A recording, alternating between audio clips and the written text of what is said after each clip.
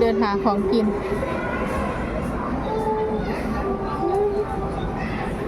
นี่ขายของกินเต็มแต่ตายเห็นอะไรอย่าง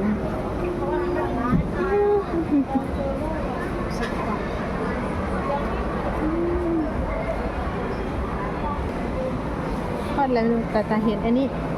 ไส้กรอกแม่ไก่ไปดูกันนี่จะลองชิมดู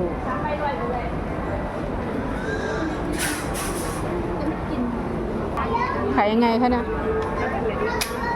มีเปรี้ยววุ้นเส้นไม่เปรี้ยวแต่เปรี้ยวตอนนี้เหลือไหม เหรอก ำลังจะย่างอยู่ อันเนี้ย ตัวนี้ไม่เปรี้ยว เอาไม่เปรี้ยว ใช่ไหมดีไหมไม้353ไม้100ครับ อ๋อเอา3 ไม้ก็ได้ คุณร้อนอีกไหมคะ ได้ลองชิมนี่ลองชิม